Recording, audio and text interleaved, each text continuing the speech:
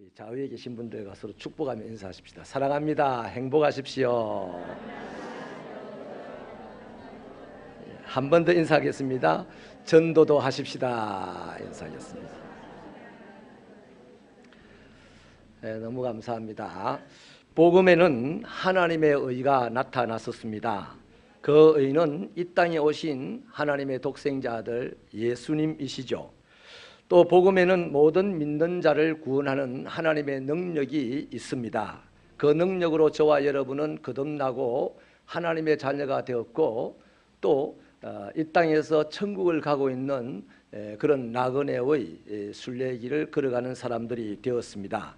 그래서 저와 여러분은 복음의 빚을 자들입니다. 아멘이십니까? 저는 지난 3주 동안 이것을 주제로 복음을 전해야 한다는 내용의 말씀을 드렸죠.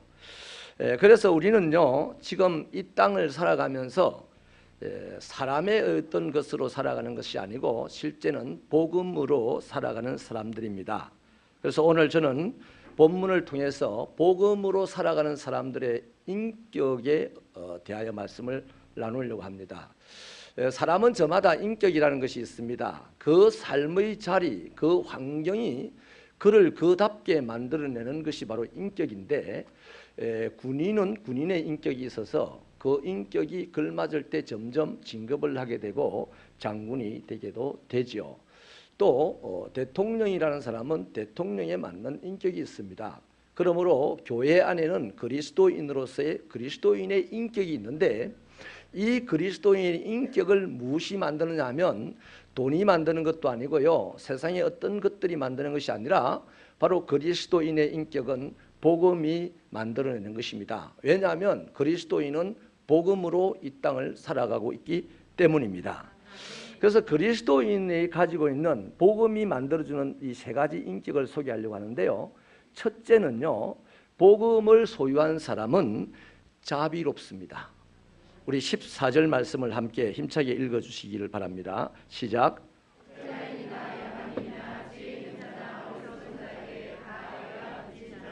아멘. 1세기 초를 살아가던 사람들은 십자가를 지신 예수님에 대한 인식이 매우 좋지를 않았습니다. 헬라인들은 예수님을 아주 미련한 인물이라고 생각을 하고 살았고 유대인들은 예수님을 저주스러운 인물이라고 생각을 하면서 살았습니다. 당연히 예수님을 추종하던 그리스도인들은 조롱을 받을 수밖에 없었고 박해를 받을 수밖에 없었지요. 자, 이런 차원에서 바울도 훗날 예수님을 전하는 추종자로서 유대인들에게 헬라인들에게 심각한 박해와 조롱을 받았습니다. 때문에 인간적으로 바울은 유대인이나 헬라인을 좋아할 이유가 별로 없었죠. 그런데 왜 바울이 자기 목숨을 담보로 하면서까지 헬라의 구석구석까지 다니면서 복음을 전했을까요? 왜 또 자기를 그렇게 저주스럽게 생각하는 동족 유대인의 영혼을 구원하기 위해서 그렇게 몸부림치며 자기 생명을 생명책에서 지워도 좋으니 유대인들을 구원해달라고 중보했을까요? 또 왜 예루살렘에 심각한 기근이 찾아왔을 때 국제기금을 모아서 구호금으로 예루살렘 사람들에게 전달을 했을까요? 그것은 자비로운 마음이 있었기 때문입니다. 여러분, 복음에 붙잡히기 전에 바울의 마음은 어땠습니까? 그때도 그는 열심 있는 하나님의 일꾼이었습니다. 그런데 무자비하였습니다. 그리스도인들을 무수히 가두고 죽였습니다. 그런 그가 복음을 소유한 이후에는 죽음을 당하면서까지 유대인과 헬라인을 사랑했던 거죠. 복음이 그를 자비로운 사람으로 만들었어요. 그래서 복음을 소유한 그리스도인의 첫째 인격은 자비롭다는 것입니다. 구약의 선지자 요나를 보면요, 니느웨 사람들에 대한 감정이 매우 좋지를 않았습니다. 왜냐하면 이스라엘 사람들을 그렇게 무자비하게 또 잔인하게 괴롭혔기 때문이죠. 그런데 하나님께서는 니느웨를 구원하시고 싶어서 요나에게 니느웨에 가서 하나님의 말씀을 전해라고 요구를 했습니다. 이 요구를 받은 요나는 몹시 불쾌하였습니다. 그래서 하나님의 요구를 거절했죠. 요나는 니느웨가 심판받기를 바랐기 때문이었습니다. 여러분, 이런 차원에서 볼 때요, 사람은 구조적으로 자기를 좋아해 주는 사람을 좋아하고 자기를 사랑해 주는 사람을 사랑하게 되어 있습니다. 그런데 예수님은 우리에게 원수를 사랑하라고 했습니다. 원수를 위하여 기도하라고 했습니다. 구조적으로 나를 미워하는 사람을 사랑할 수 없는데 어떻게 원수를 사랑하겠습니까? 어떻게 원수를 위해서 기도할 수 있겠습니까? 복음만이 가능한 것이죠. 복음이 안에 들어있으면 가능한 겁니다. 복음이 없으면 불가능한 거예요. 예수 믿는다고요? 복음으로 믿었습니다. 근데 그 복음이 나를 주장하지 못하면요, 예수를 믿고 예수의 일을 하면서도 옆에 일하는 사람을 미워한다니까요. 우리 그런 경우 많이 있죠. 내가 지금 함께 예수를 믿고 함께 교회를 섬기는데 옆 사람이 미워집니까? 자기에게 분명하게 명령을 하십시오. 복음으로 무장하라. 복음이 없으면요, 옆에 앉은 사람 그 사람 미워요. 지금 옆에 앉아있지만.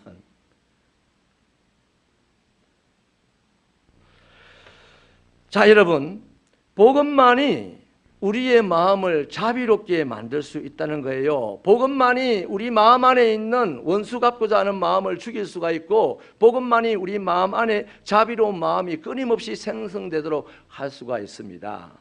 마태복음 18장 23절 이하에 보면 한 왕의 종이 있는데, 이 천국에 이렇다는 설명입니다. 그게 그 왕에게 빚을 1만 달란트를 진 종이 있어요. 그러면 이 빚을 가진 사람의 입장에서는 왕에게 무엇을 바라겠습니까? 왕에게서 긍휼과 자비가 자기에게 쏟아지기를 바라는 마음밖에 없었을 겁니다. 그런 마음을 다행스럽게 왕이 깨달아 알고 왕은 그에게 1만 달란트의 빚을 탕감해 줍니다. 오늘의 돈으로 환산하면 20억 정도 됩니다. 1만 달란트가. 그런데 이 사람이 그렇게 왕의 긍휼과 자비를 아주 체험을 하고서 나오다가 얼마 후에 길에서 자기 친구를 만났는데, 자기 돈 100데나리온을 빌려간 친구를 만납니다. 이 100데나리온은 오늘로 치면 한 100일 정도 일한 품삯이겠죠. 그러니까 한 1,000만 원 정도 된다고 보겠습니다. 자, 20억의 빚을 탕감받는 경휼과 자비를 체험한 이 사람이 1,000만 원의 돈을 빌려가서 갚지 않는 그 사람에게 한 일이 뭐냐면 멱살을 잡고 끌고 가서 감옥에 가둬버렸어요. 이 소식을 왕이 듣고는 대노하여서 그 사람을 불러냅니다. 그리고는 감옥에 가두면서 이렇게 말하죠. 내가 너를 긍휼히 여겼던 것처럼 너도 너의 친구를 긍휼히 여겨야 마땅하지 아니하느냐, 그렇게 말하죠. 여러분, 여기에 중요한 메시지가 있습니다. 천국이 이렇다는 설명을 하면서 지금 이 얘기를 했다는 것은, 천국에 들어가는 사람은 자비로운 마음이 충만한 사람이 들어간다는 거예요. 그러므로 저와 여러분이 복음을 소유했습니까? 그 복음을 소유했다면 우리 안에 자비로운 마음이 충만해야 되는 거예요. 천국에 들어가면서 복음을 소유했는데 미움의 마음이 있습니까? 천국에 없을 가능성이 있습니다. 이 1만 달란트 자비를 경험한 사람이 자비롭지 못해서 갇힌 데가 감옥입니다. 훗날 자비롭지 못한 사람들이 갇혀야 될 곳은, 감옥은 지옥입니다. 믿으시면 아멘 하시기를 바랍니다. 그러니 우리가 복음으로 말미암아 하나님의 자녀가 되었으면 이제 우리 안에는 복음이 있는 사람들입니다. 우리 안에 복음이 있다는 증거가 뭘로 드러나야 됩니까? 내 자신이 자비로운 사람이라는 걸로 드러나야 되는 거예요. 그런 차원에서 이 시대 한국 교회는 개선되어야 될 것이 한둘이 아니고, 저도 여러분도 개선되어야 될 심각한 문제가 있다는 겁니다. 복음으로는 충만한데 자비가 하나도 없어요. 그러면 그 복음은 가짜 복음이었을 가능성이 농후합니다. 복음과 가짜 복음은요 비슷합니다. 그러나 천국 앞에서 결단이 나는 거예요. 아멘입니까? 여러분 고린도전서 13장 1절 3절은 이것 때문에 사랑을 그렇게 강조하지 않습니까? 내가 사람의 마음과 천사의 말을 한다 할지라도 사랑이 없으면 소리나는 구리와 울리는 꽹과리가 될 것이고, 내가 예언하는 능력이 있어서 모든 비밀을 알고 모든 지식을 알아도 또 산을 옮길 만한 대단한 믿음이 있다 할지라도 사랑이 없으면 내가 아무것도 아니라는 겁니다. 나입니다. 네가 아무것도 아니라고. 사랑이 없는 내가 아무것도 아니라는 거예요.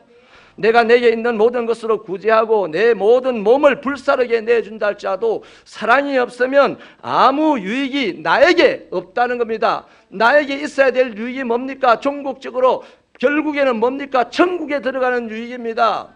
사랑이 없으면 천국에 들어가는 유익이 없다는 거예요. 그러니 여러분, 내가 복음으로 천국 들어갈 자격을 얻었습니까? 이제 시작됐습니다. 완성은 아니에요. 자비로운 마음으로 구원을 완성해 나가는 것입니다. 아멘이십니까? 그래서 여러분, 복음만이 우리 안에 자비의 마음을 풍성하게 해주는 것이다 이 말이에요. 저와 여러분이 복음을 소유했다면 우리는 그래서 대단한 사람입니다. 자비로운 사람들이 되게 되어 있으니까요. 자비로운 사람들이 되시기를 바랍니다. 그는 복음을 소유한 자입니다. 두 번째는요, 복음을 소유한 자의 인격으로서 자존감이 높습니다. 우리 16절 말씀을 같이 읽어보실까요? 16절 시작.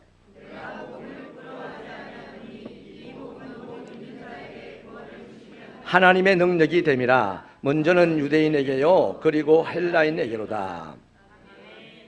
여러분, 세상의 시각으로 보면 바울은 예수님을 만난 후에요 물질과 지식과 명예를 다 잃어버렸습니다. 자, 이 복음 때문에 물질도 명예도 지식도 다 잃어버리게 됐는데, 그럼에도 불구하고 바울은 오늘 복음을 부끄러워하지 않는다고 했습니다.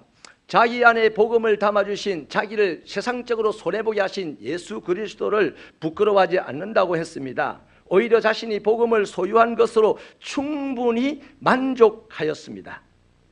복음을 소유한 이후로 그는 자신을 가장 연약한 자라고 표현하는데요, 그것 때문에 표현하는 것을 힘들어하지 않았어요. 우리는 내 스스로가 내가 약하다고 표현하는 것을 힘들어합니다. 그러면 누가 나를 짓밟을까 싶어가지고. 또한 죄인 중에 개수였던 자기 과거를 밝히는데 스스럼 없어 합니다. 우리의 연약한 과거, 잘못됐던 과거가 드러나는 것을 우리는 심각하게 생각을 하는데, 바울은 복음의 소유자가 되고 난 다음에 자기의 과거를 스스로 밝히는데도 주저하지 않았다는 거죠. 또 심지어 왕성한 사역을 가장 열심히 함에도 불구하고 사람들은 사도도 아니다 그러고 사도들 중에서 꼴찌다 그러고, 그랬을 때 자기 자신이 네 그렇습니다, 아니 내가 어떻게 꼴찌입니까 하지 않았습니다. 오늘 이 시대에 살아가는 대부분의 그리스도인들은 꼴찌가 되는 것을 너무너무 불쾌하게 생각합니다. 자신의 이름이 드러나지 않는 것을 너무너무 기뻐합니다. 주의 일을 하면 한 것보다도 더 많이 자신의 이름이 드러나기를 우리 안으로 솔직히 바라고 있잖아요. 그런데 바울은, 복음의 사람 바울은 자신이 꼴찌로 여김받는 것에 대해서 전혀 수치스럽게 생각하지 않았고 개의치 않았던 것입니다. 오히려 복음을 전하는 자신이, 복음 이것을 전하는 자신이 너무나 자랑스럽고 너무나 소중하고 너무나 가치 있다는 것을 성경 여러 곳에서 밝히고 있습니다. 자신을 부끄러워하지 않는다는 것, 바로 이것이 자존감입니다. 자존감은요, 우리를 스스로 지탱시켜주는 내면의 힘입니다. 어떠한 상황에서 어떠한 바람이 불어오고 어떠한 곤란한 일이 생기고 어떠한 억울한 일이 생기고 어떠한 수치스러운 일이 생겨도 자존감이 높은 사람은 자기를 굳건하게 지켜냅니다. 그래서 우리 인생을 위하여서 자존감이라는 것은 대단히 중요한 것이거든요. 이 자존감은요, 밖에서 오는 환경에 의해서 지배를 당하지 않습니다. 그래서 스스로가 상하지 않습니다. 때문에 자존감이 높은 사람은 자신의 형편이나 환경 때문에 부끄러워하거나 두려워하거나 하지 않는다는 것이죠. 이 자존감을 높여주는 유일한 것이 바로 복음이라는 것입니다. 사람의 자존감을 높여주는 최고의 것, 유일한 것이 복음이라는 것이죠. 왜 제가 지금 자존감을 이렇게 강조하느냐 하면 이유가 있습니다. 내 인생의 행복을 위해서 천하에 몹쓸 것이 자존심이에요. 자존감과 자존심은 반대말입니다. 자존심은요, 밖에서 부딪혀오는 환경들에 의해서 영향을 받아요. 그래서 속이 상해져 버립니다. 쉽게 말하면 우리가 부끄러움을 많이 느낀다는 것은 그만큼 자존심이 상했다는 증거가 되는 것이죠. 그러므로 부끄러움과 자존심의 크기는 서로 비례합니다. 내가 부끄러움이 크다? 그러면 자존심이 많이 상했다는 것입니다. 한 심리학자에 의하면 자존심이 강한 사람에게는 다음과 같은 공통된 특징들이 있습니다. 하나는요, 다른 사람들을 너무나 의식을 합니다. 그래서 자신의 외모와 성격과 학벌 등의 필요 이상으로 신경을 쓰는 거죠. 다른 사람이 의식되어졌어. 둘은요, 사소한 실수를 끊임없이 생각하고 파헤치면서 자신을 괴롭히기를 잘합니다. 물론 대부분의 경우 이런 것은 은밀하게 하죠. 셋은요, 자신보다는 다른 사람에 의해서 자기의 행복이 결정되어진다라고 생각하여서 상대방에게 집착을 합니다. 그래서 상대방에게 필요 이상으로 잘 해주긴 합니다만 문제가 불거졌을 때는 그 문제의 원인을 상대방 탓이라고 돌리고 매우 불만을 갖게 되죠. 넷은요, 내 단점이 드러나지 않기를 바라서 상대방의 단점을 자꾸만 부각시키려고 애를 씁니다. 그리고 끊임없이 지적을 하죠. 그래서 작은 일에도 좀 더 화를 내게 되고 또 작은 문제를 크게 부풀리는데 재주가 있어요. 다섯은요, 실제로 강하지 않으면서 강한 척하고, 실제로 똑똑하지 않으면서 똑똑한 척하고, 실제로 부유하지 않으면서 부유한 척하고, 실제로는 고상하지 않으면서 고상한 척하는 것이죠. 이러한 성향들이 많으면 많을수록 그분은 자존감은 낮고 자존심은 강한 사람입니다. 이런 분들의 삶의 내용 하나하나를 보면요, 하나도 편한 것이 없어요.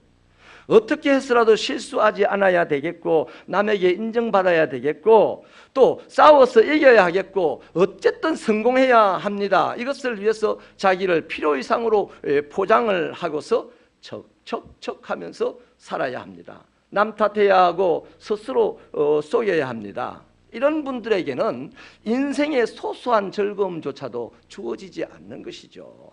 열심히 살아갑니다. 성공하는 것 같습니다. 높아지는 것 같습니다. 그런데 이 자존심으로는 절대로 행복하지 않아요. 그런데 하는 일들마다 안 되는 것 같아요. 남들이 보면 손해보는 것 같아요. 또 바보스러워 보입니다. 그러나 이 자존심이 없고 자존감이 높은 사람은 내 형편과 처지가 어떠하든지 간에 이상하게 행복해합니다. 여러분, 성경에는요, 자존감이 몹시 낮은 사람이 있어요. 삭개오라는 사람입니다. 키가 워낙 작아요. 또 서기관입니다. 세리입니다. 세리. 그래서 자기 자신의 자존감을 높일 만한 환경이 하나도 없어요. 부딪혀오는 환경들은 전부 다 자기의 마음을 상하게 하는 겁니다. 그래서 자존심 하나로 인생을 버텨내는 사람이었습니다. 그런데 여러분, 그의 자존심 보십시오. 사람들을 해치고 들어가서 예수님을 보려고 하지 않습니다. 살짝 숨어서 뽕나무 위에 올라가서 보려고 하죠. 자존심이 무척 강한 사람이에요. 그런데 그가 예수님을 만나게 됩니다. 복음을 듣게 됩니다.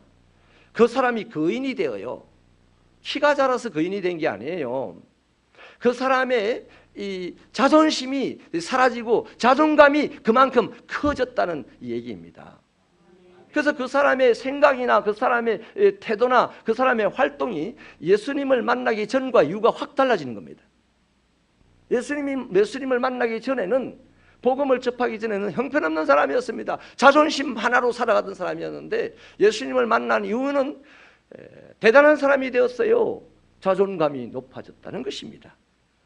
베드로, 예수님의 수제자 보십시오. 이분도 마찬가지예요. 이전에는 자기 자신이 갈릴리 출신이요, 가난하고 배우지 못한 것이 못내 부끄러웠던 사람입니다. 그래서 욱하는 성질을 많이 부렸다는 것이 성경에 나오고 있습니다. 여러분, 자존감이 높은 사람은 욱하지 않습니다. 신경질적인 반응을 잘 안 보입니다. 작은 일을 크게 부풀리지 않습니다. 그런데 자존심이 센 사람은 욱해야만 자기를 지킬 수 있다고 합니다. 힘이 센 척해야만 자기를 지킬 수 있다고 해요. 소리를 질러야만 자기를 지킬 수 있다고 생각하기 때문에 베드로 그런 성향을 성경은 이곳저곳에서 많이 보여주고 있습니다. 그런데 사도행전 3장에 보면 성전 미문에서 거린 하나를 만나는 장면이 나오는데요, 이 베드로가 복음을 소유하고 난 이후입니다. 그때 베드로가 하는 말을 보십시오. 그 거린에게 이것 보시오, 나를 보시오. 내게는 은금이 없습니다. 다시 말하면 나는 가난한 사람입니다라는 것을 스스로 밝힐 줄 아는 사람이 되었습니다. 가난하다는 것이 전혀 부끄럽지 않았어요. 무엇 때문에? 복음 때문에, 자기 안에 있는 예수 때문에. 그래서 말하기를 나는 은금이 없지만은 내게 있는 것을 당신에게 주겠으니 나사렛 예수의 이름으로 일어나 걸으라 하고 손을 내밉니다. 빈손을 내밀 수 있고 이름밖에 안 되는 예수의 이름을 내밀 수 있는 것, 이거 자존감이 하게 하는 겁니다. 자존심이 하게 하는 것이 아니란 말이에요. 아멘이십니까? 그래서 그는 자존심은 완전히 사라졌습니다. 복음으로 말미암아 자존감이 아주 충만한 사람이 되었습니다. 그 이후 그의 인생이 어떻게 됩니까? 1세기의 최고의 연설가요, 그 시대의 최고의 지도자가 되는 것이죠. 여러분, 복음은요 자존감을 강하게 합니다. 자존감이 원래 약했던 사람을 강한 사람이 되게 합니다. 근데 자존심이 원래 셌던 사람을 바르게 만들어줍니다. 이것이 바로 복음입니다. 여러분, 복음은요, 이 복음을 내가 소유하게 되면 자존심은 점점 낮아지게 되고 자존감은 점점 높아지게 되어서 나중에 사람들이 보면, 신앙생활 오래 이렇게 잘한 사람을 보면요, 아이고야 예수 냄새가 나네, 아이고 예수를 닮았구나, 이러는 거예요. 할렐루야. 그래서 자존감이 높아짐으로 말미암아 환경과 처지와 상관없이 늘 행복한 삶을 살아가게 되는 것이죠. 우리가 말이죠, 하늘에 별이 떨어지고 금덩어리가 떨어져가지고 행복하게 되는 것이 아닙니다. 우리의 자존심이 사라지고 자존감이 높아지면 행복하게 되는 겁니다. 우리가 병든 육신이 건강해진다고 행복해지는 것이 아니에요. 우리의 자존심이 사라지고 우리의 자존감이 높아질 때에 행복해지게 되고, 행복해지면 부유하게 되고 행복해지면 건강하게 되는 겁니다. 아멘이십니까? 세 번째 복음을 소유한 사람의 인격은요, 자원하여서 주의 일을 하게 됩니다.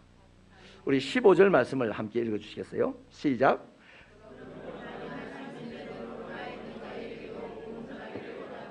아멘.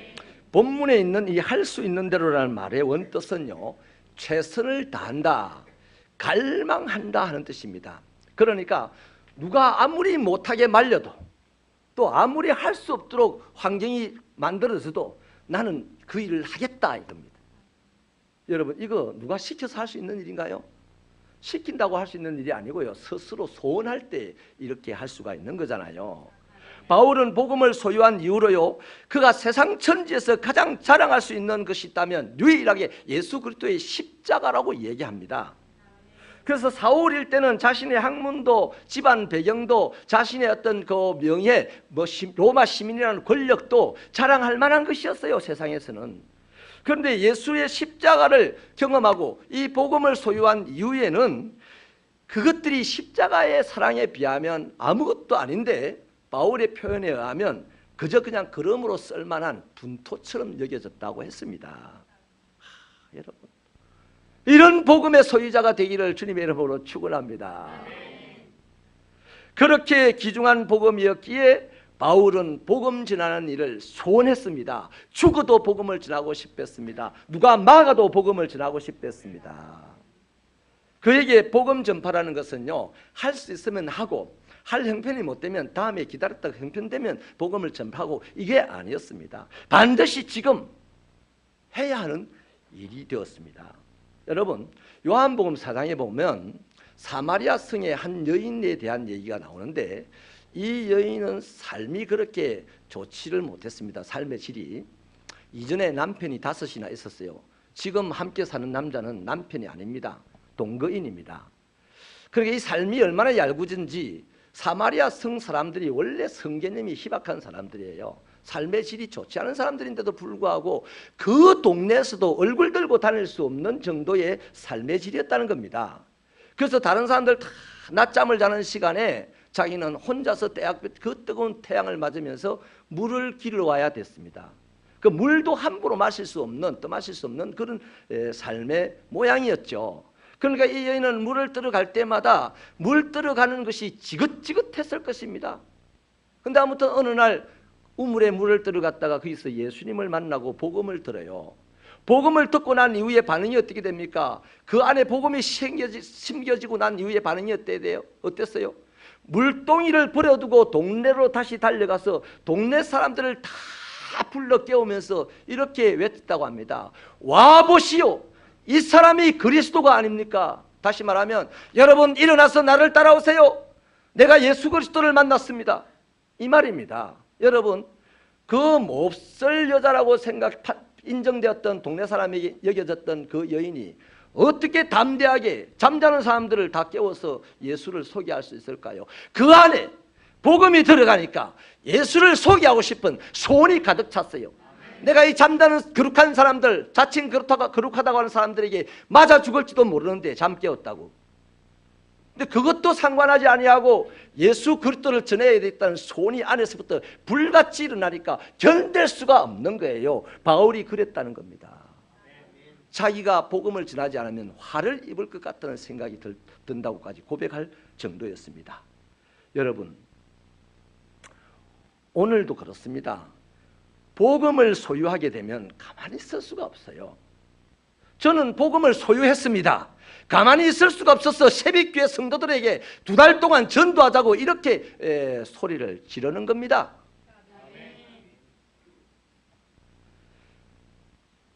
그냥 전에 살던 대로 살아갈 수 없어요. 복음을 소유하면. 자기 시간을 들여서 복음을 전합니다. 자기 물질을 들여서 복음을 전합니다. 야, 아멘이 안 되네. 자기 시간을 들여서 복음을 전한다니까요. 자기 물질도 내어놓고 복음을 전한다고요. 여러분, 노래를 하고 싶은 소원이 있는 사람이 노래방 가가지고요 마이크 잡고 노래했다고 지가 돈 받습니까? 자기가 돈 내놓고 노래합니다. 안 그렇습니까? 복음을 전하고 싶은 소원이 생기면요 누가 말려도 복음을 전해요. 그러므로 오늘 이 시대는 복음을 소유하지 못한 그리스도인이 너무 많은 거라. 그래서 막 전도하자 이래도 막 부담만 갖게 되고 막 싫다 하기도 하고 이래 되는 거예요. 우리 새벽교회는 부담은 가져도 싫어하지는 마시기를 주님의 이름으로 부탁합니다. 그래서 여러분, 이 복음은 자기의 생명까지도 내어놓고 드리면서까지 복음을 전하고 싶어하는 것이 바로 복음을 소유한 사람들이에요. 그들을 일컬어서 미셔널이라고 합니다. 그렇게 하는 교회를 일컬어서 미셔널 처치라고 하는 겁니다. 할렐루야. 저는 우리 교회가 이런 교회가 되어가는 데 있어서 무한한 자부심을 가집니다. 이 교회 안에서가 아니고요. 이런 우리를 사용해 주신 하나님께 감사되어지고 그 하나님에게 반응할 수 있다는 것이 너무나 뿌듯해서 자부심을 가진다는 겁니다.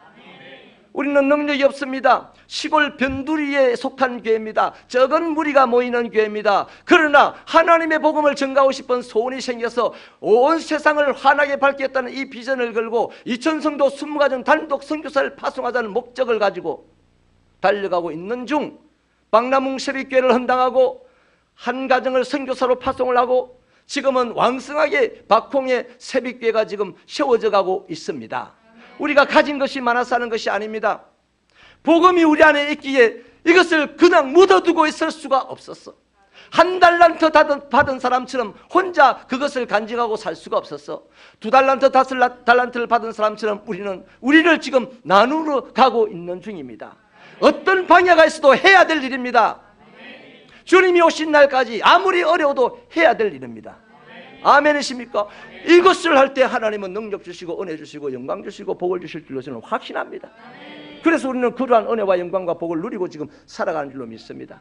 저는 이번 주간에요 참 감사하게도요 우리 박홍 새벽교회가 지금 확 지금 정치적인 문제라든지 이 문화적인 문제들이 다 해결이 되고 이제 지금 이 기초를 쌓고 벽돌을 쌓고 지금 왕성하게 올라가고 있는데 궁금하기 짝이 없었어요. 그런데 이번에 선교위원장하고 유장로님이 열흘을 시간을 내가지고 간다는 거죠. 나 그 소리를 듣고 너무나 감동이 돼가지고 가면 어떻게 생각하길래 가시라 그랬습니다. 가시라. 여러분, 이분들이 정말 우리보다 돈이 많아서 그런 겁니까? 시간이 많아서 그런 겁니까? 그건 이유가 아닙니다. 거기에 대한 궁금함, 복음 때문에 궁금함이 있습니다. 복음 때문에 가고 싶어집니다.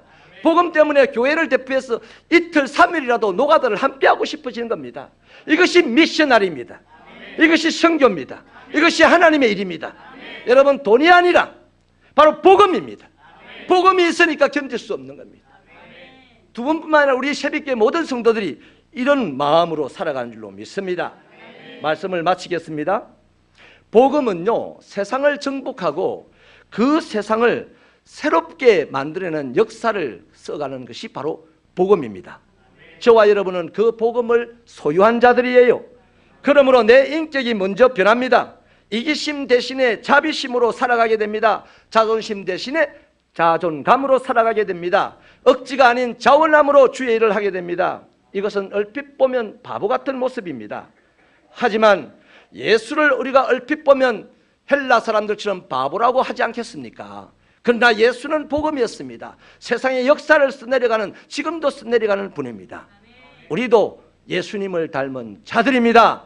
복음을 소유하였기에 반드시 세상 척박한 환경을 이겨낼 것이고 그야말로 온 세상을 다스리는 하나님의 아들이 될 것입니다. 복음을 소유한 사람은 자비로 충만합니다.